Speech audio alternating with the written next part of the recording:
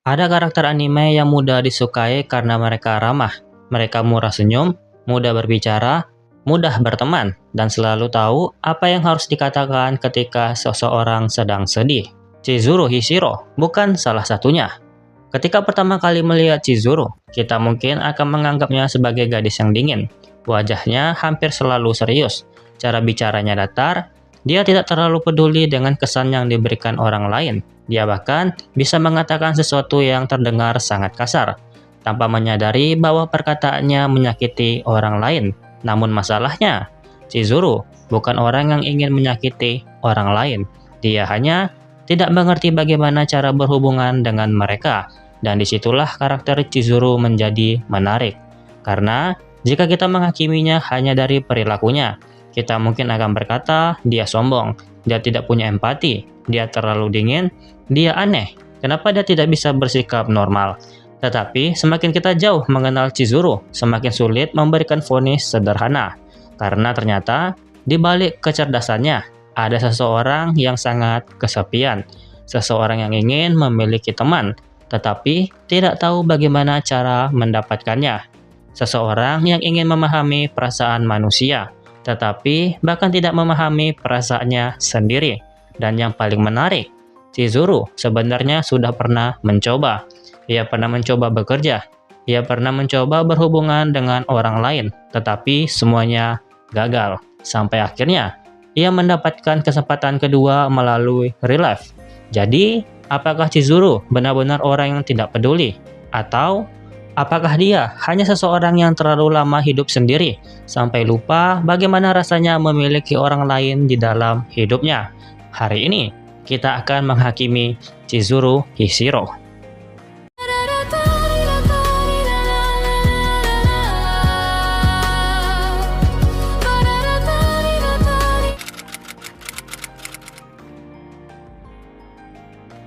Hal pertama yang harus kita pahami tentang Chizuru adalah dia terbiasa sendirian, bukan sekedar sering sendirian, tetapi dia sudah membangun kehidupannya berdasarkan kesendirian. Dia sangat pintar, nilai akademiknya selalu tinggi, dia mampu menyelesaikan tugas dengan baik, dia bahkan sering menjadi siswa dengan nilai terbaik. Namun, kecerdasan tersebut tidak membuat hidup sosialnya menjadi lebih baik. Chizuru justru sangat kesulitan berkomunikasi dan memahami orang lain, dan ini menciptakan paradoks. Di satu sisi, Chizuru sangat mampu. Di sisi lain, dia gagal melakukan sesuatu yang bagi orang lain terasa sangat sederhana. Berbicara, berteman, memahami suasana. Bayangkan seseorang yang bisa memahami soal matematika yang rumit, tetapi tidak memahami kenapa seseorang tiba-tiba diam. Seseorang yang bisa mendapatkan nilai sempurna, tetapi tidak tahu bagaimana cara mengatakan maaf. Seseorang yang bisa menyelesaikan tugas sendiri, tetapi tidak tahu bagaimana cara meminta, tolong bantu aku. Itulah Chizuru.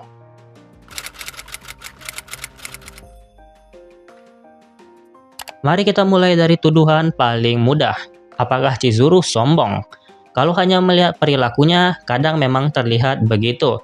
Dia bisa berbicara dengan sangat langsung. Dia tidak terlalu memperhatikan bagaimana perkataannya diterima orang lain. Dia juga sering tidak menggunakan nama orang lain karena kesulitan mengingat atau mengenali hubungan sosial mereka.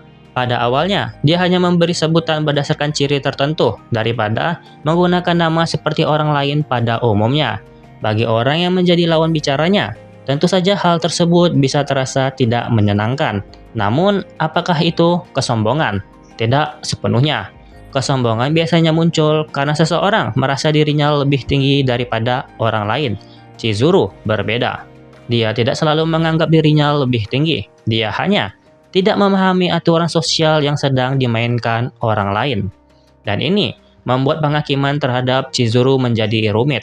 Kalau seseorang mengatakan sesuatu yang menyakitkan karena memang ingin menyakiti, kita bisa menyebutnya kejam. Tapi kalau seseorang mengatakan sesuatu yang menyakitkan karena dia benar-benar tidak memahami bahwa perkataan tersebut menyakitkan, maka masalahnya berbeda. Tetap salah? Tentu, tetapi alasannya berbeda.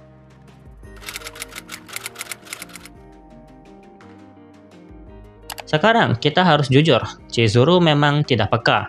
Dia sering gagal membaca situasi. Ketika orang lain menunjukkan emosi, dia tidak selalu memahami maksudnya. Ketika seseorang merasa malu, dia mungkin tidak sadar. Ketika seseorang sedang marah, dia mungkin justru bertanya secara langsung, "Kenapa?" Dan pertanyaan tersebut bukannya membantu, malah membuat situasi semakin canggung. Masalahnya adalah Chizuru mencoba memahami manusia dengan logika. Jika dia tidak memahami sesuatu, dia mencari informasi, mempelajari, mencoba menemukan jawaban. Bahkan, dalam hal-hal emosional, Chizuru sering mencari penjelasan untuk memahami apa yang sering terjadi pada dirinya. Dan ini lucu, tetapi juga menyedihkan, karena perasaan manusia tidak memiliki buku manual yang lengkap. Tidak ada rumus yang mengatakan, jika seseorang tersenyum selama 3 detik, berarti dia bahagia. Tidak ada tabel yang mengatakan, jika seseorang membalas pesan dengan 1 kata, maka kemungkinan dia sedang marah. Manusia tidak bekerja seperti itu, dan Chizuru harus belajar kenyataan tersebut pelan-pelan.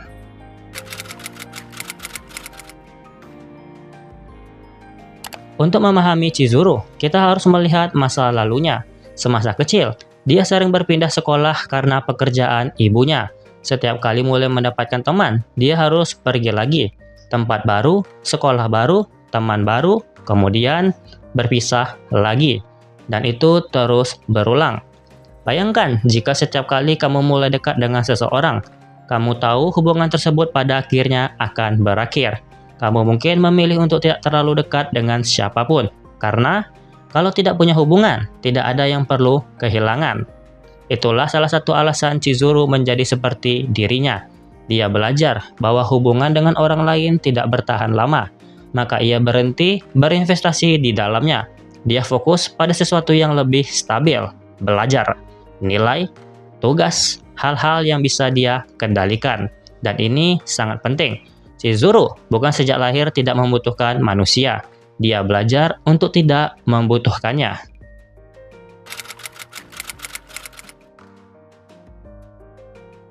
Pada awalnya, sendirian adalah pilihan, tetapi lama-kelamaan sendirian menjadi kebiasaan. Kemudian kebiasaan berubah menjadi pertahanan diri.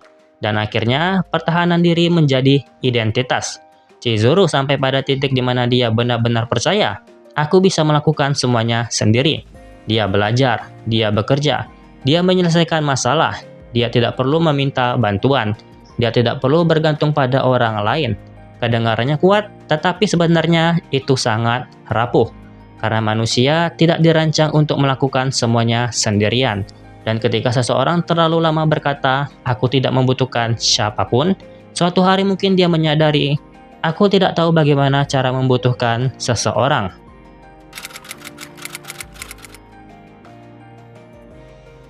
Dan akhirnya, masalah tersebut membawanya ke dunia kerja. Chizuru sangat kompeten dalam pekerjaannya, namun kemampuan teknis bukan satu-satunya hal yang dibutuhkan di lingkungan kerja. Dia harus berkomunikasi, bekerja sama, memahami rekan kerja, dan memberi ruang bagi orang lain. Masalahnya, Chizuru justru sering menyelesaikan pekerjaan orang lain sendiri. Bagi dirinya, itu mungkin berarti membantu, tetapi bagi orang lain, itu bisa berarti kamu tidak mampu. Inilah salah satu kesalahan besar Chizuru. Dia mengukur hubungan berdasarkan logika hasil. Kalau pekerja bisa diselesaikan, maka masalah selesai. Tetapi manusia tidak hanya membutuhkan hasil. Manusia juga membutuhkan penghargaan, kepercayaan, kesempatan, dan rasa bahwa mereka dianggap penting. Chizuru tidak memahami itu, dan akibatnya kemampuannya sendiri justru menjadi sumber masalah.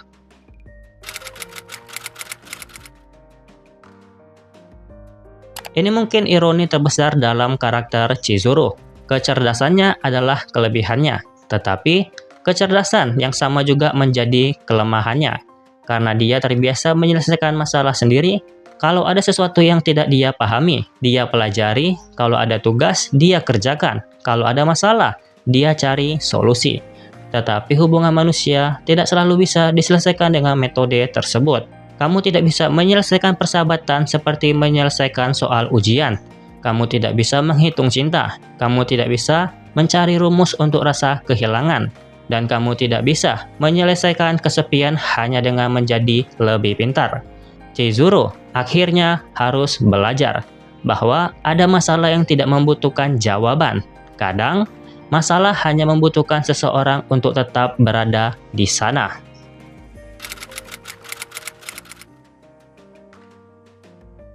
Sekarang kita masuk ke pertanyaan yang lebih sulit. Apakah Chizuru egois? Pada beberapa situasi, iya. Ia terbiasa melakukan segala sesuatu sesuai dengan caranya sendiri. Ia tidak selalu mempertimbangkan keinginan orang lain. Dia bisa mengambil keputusan tanpa memahami dampaknya terhadap orang lain. Dan ketika dia merasa mampu melakukan sesuatu, dia cenderung tidak meminta bantuan. Namun, ada perbedaan antara egoisme dan ketidakmampuan bersosialisasi. Chizuru tidak selalu berkata, "Aku tidak peduli dengan kalian." Lebih sering, dia bahkan tidak tahu bagaimana cara menunjukkan bahwa dia peduli. Dan ini adalah perbedaan penting. Dia memiliki perasaan, tetapi kemampuan mengekspresikannya sangat terbatas.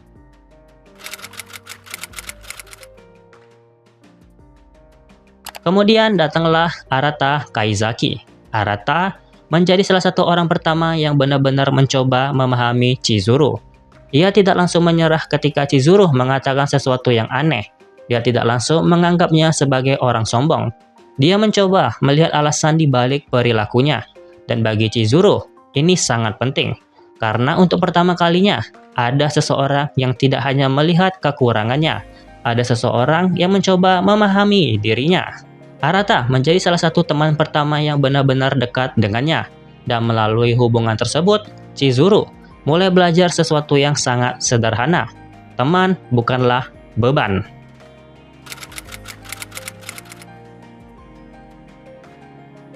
Salah satu perkembangan terbesar Chizuru adalah ketika dia mulai memahami bahwa melakukan sesuatu bersama orang lain bukan berarti dirinya lemah. Ini terdengar sederhana, tetapi bagi Chizuru, ini merupakan perubahan besar. Karena selama bertahun-tahun, dia percaya bahwa dirinya harus mampu melakukan semuanya sendiri. Arata perlahan menunjukkan kepadanya bahwa meminta bantuan bukan kegagalan, membutuhkan seseorang bukan kelemahan, dan mempercayai orang lain bukan berarti kehilangan kendali. Chizuru mulai memahami bahwa manusia saling membutuhkan, bukan karena mereka tidak mampu, tetapi karena hubungan itu sendiri memiliki nilai.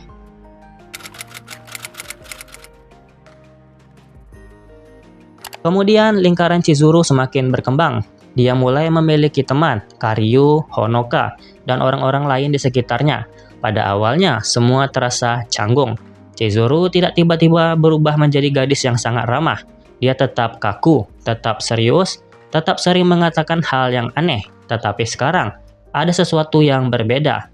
Dia mulai mencoba. Dan kata mencoba sangat penting.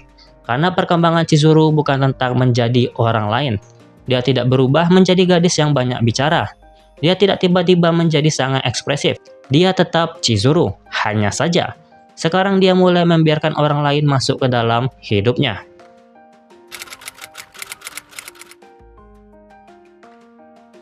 Kemudian datanglah masalah yang jauh lebih rumit, cinta. Kalau persahabatan saja sulit, bagaimana dengan cinta? Chizuru tidak langsung memahami apa yang ia rasakan terhadap Arata. Baginya, perasaan tersebut adalah sesuatu yang harus dipahami. Maka seperti biasa, dia mencoba menganalisisnya, mencari jawaban, mencari informasi, mencoba memahami apa yang sebenarnya terjadi. Dan ini lucu, tetapi juga sangat cocok dengan karakter Chizuru.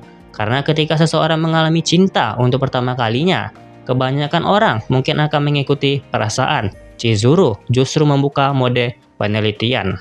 Namun pada akhirnya, dia belajar bahwa tidak semua perasaan membutuhkan penjelasan sempurna. Kadang, kamu hanya perlu mengakuinya.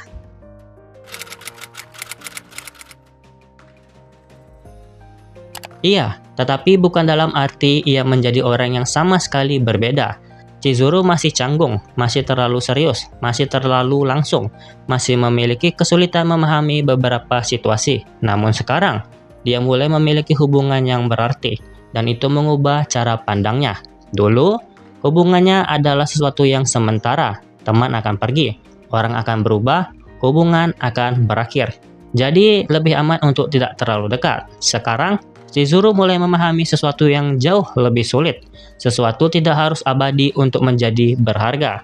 Sebuah persahabatan bisa berlangsung beberapa tahun, tetapi tetap memiliki arti. Sebuah pertemuan bisa singkat, tetapi bisa mengubah hidup seseorang.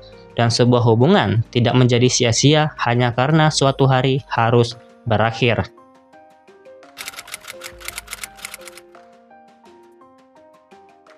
Sekarang mari kita berikan vonis. Apakah Chizuru tidak peka? Iya. Apakah ia terkadang menyakiti orang lain tanpa sadar? Iya. Apakah dia terlalu bergantung pada logika? Iya. Apakah dia sulit berkomunikasi? Sangat. Apakah dia bisa terlihat sombong? Kadang. Apakah dia egois? Dalam beberapa situasi, iya. Tetapi, apakah dia tidak peduli? Tidak. Justru masalah Chizuru adalah dia terlalu lama tidak tahu bagaimana cara menunjukkan kepedulian. Dia memiliki perasaan, memiliki keinginan untuk memiliki teman, ingin memahami orang lain, tetapi dia tidak memiliki keterampilan sosial untuk mewujudkannya.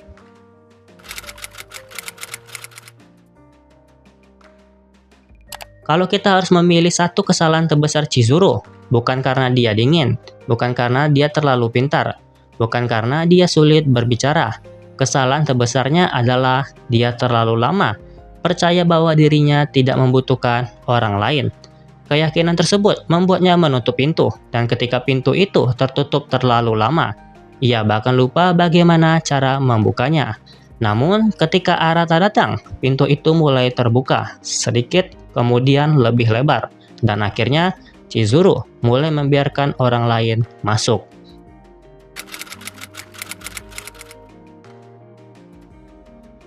Chizuru Hoshino bukan karakter yang mengajarkan kita bahwa menjadi pintar itu buruk, bukan juga bahwa menjadi pendiam adalah kesalahan. Masalah Chizuru bukan karena dia berbeda, masalahnya adalah dia pernah percaya bahwa menjadi berbeda berarti dia harus menjalani semuanya sendirian. Dan mungkin inilah salah satu pesan paling kuat dari real life. Manusia tidak selalu membutuhkan orang lain karena mereka lemah. Kadang, kita membutuhkan orang lain justru karena hidup akan terasa lebih berarti ketika dijalani bersama. Chizuru pernah berpikir bahwa dia bisa melakukan semuanya sendiri. Dan secara teknis, dia memang bisa. Dia bisa belajar sendiri, dia bisa mengerjakan tugas sendiri, dia bisa bekerja sendiri, dia bisa menyelesaikan masalah sendiri. Tetapi, ada satu hal yang tidak bisa dia lakukan sendiri, membangun hubungan. Karena hubungan membutuhkan dua orang, persahabatan membutuhkan dua orang, cinta membutuhkan dua orang, dan bahkan memahami diri sendiri kadang membutuhkan seseorang yang membantu kita melihat diri dari luar. Arata menjadi orang tersebut bagi Chizuru, namun bukan berarti Arata menyelamatkan Chizuru. Itu terlalu sederhana. Arata hanya membuka pintu. Chizuru sendiri yang harus berjalan melewatinya. Dan itulah bagian yang paling penting. Chizuru berubah karena dia ingin berubah. Dia ingin memiliki teman. Dia ingin memahami orang lain. Dia ingin memperbaiki dirinya. Dia ingin mengerti apa yang selama ini dia tidak mengerti. Dan meskipun berkali-kali dia salah, dia tetap mencoba. Jadi, apakah Chizuru pantas dihakimi? Tentu, dia tidak sempurna. Dia pernah menyakiti orang lain. Dia pernah terlalu egois.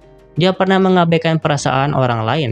Dia juga terlalu lama hidup dalam dunianya sendiri. Namun, apakah dia pantas dicap sebagai orang yang tidak peduli? Tidak, karena orang yang benar-benar tidak peduli biasanya tidak akan berusaha berubah. Chizuru justru melakukan hal yang sangat sulit. Dia mengakui bahwa dirinya memiliki masalah. Kemudian, dia mencoba memperbaikinya. Pelan-pelan, canggung, sering salah, kadang lucu, kadang menyakitkan, tetapi tetap maju. Dan mungkin itulah alasan perjalanan Chizuru terasa begitu manusiawi. Kita sering mengira bahwa orang yang diam tidak peduli. Kita mengira orang yang tidak tersenyum sedang marah. Kita mengira orang yang berbicara datar sedang merendahkan kita. Padahal, kita tidak pernah benar-benar tahu apa yang terjadi di dalam kepala seseorang. Chizuru mengingatkan kita bahwa ketidakmampuan menunjukkan perasaan tidak selalu berarti tidak memiliki perasaan. Seseorang bisa terlihat dingin, tetapi sebenarnya sangat peduli. Seseorang bisa terlihat tidak membutuhkan siapapun, tetapi sebenarnya sangat takut kehilangan. Seseorang bisa terlihat kuat karena ia tidak tahu bagaimana cara meminta bantuan. Dan ketika akhirnya Chizuru mulai memahami semua itu, ia tidak menjadi manusia sempurna. Dia hanya menjadi seseorang yang sedikit lebih mampu memahami manusia lain. Dan mungkin itu sudah cukup. Jadi kita harus memberikan satu kalimat terakhir untuk menghakimi Chizuru Hishiro. Vonisnya adalah bersalah karena terlalu lama menutup diri dari dunia, tetapi tidak bersalah karena akhirnya memilih untuk membuka pintu itu kembali. Karena pada akhirnya Chizuru tidak membutuhkan relief untuk menjadi orang lain. Dia membutuhkan relief untuk menemukan kembali sesuatu yang pernah dia tinggalkan, kemampuan untuk terhubung dengan manusia lain. Dan setelah semua yang dia lalui, Chizuru akhirnya memahami satu hal yang dulu tidak pernah dia mengerti, bahwa hidup tidak hanya terdiri dari nilai sempurna, pekerjaan yang selesai, atau masalah yang berhasil dipecahkan. Ada sesuatu yang tidak bisa dihitung, sesuatu yang tidak bisa dipelajari hanya dari buku, sesuatu yang tidak memiliki rumus, hubungan, teman, kenangan, kepercayaan, dan cinta. Chizuru Hishiro mungkin tidak pernah menjadi orang yang paling pandai berbicara. Dia mungkin tetap mengatakan sesuatu yang terlalu jujur, tetap memberikan senyum yang agak menyeramkan, tetap membuka internet ketika tidak memahami sesuatu, tetap menjadi Chizuru. Tetapi sekarang, dia tidak lagi sendirian. Dan mungkin itulah bentuk pertumbuhan terbesar yang pernah dia capai. Bukan menjadi orang yang berbeda, tetapi menjadi dirinya sendiri, tanpa harus menjalani semuanya sendirian. Itulah Chizuru Hishiro. Bukan gadis tanpa perasaan, bukan gadis yang tidak peduli, tetapi seseorang yang membutuhkan waktu sangat lama untuk belajar bagaimana cara mengatakan, "Aku membutuhkan kalian." Dan ketika akhirnya dia mampu mengatakannya, barulah dia benar-benar memahami apa arti memiliki kehidupan yang berarti.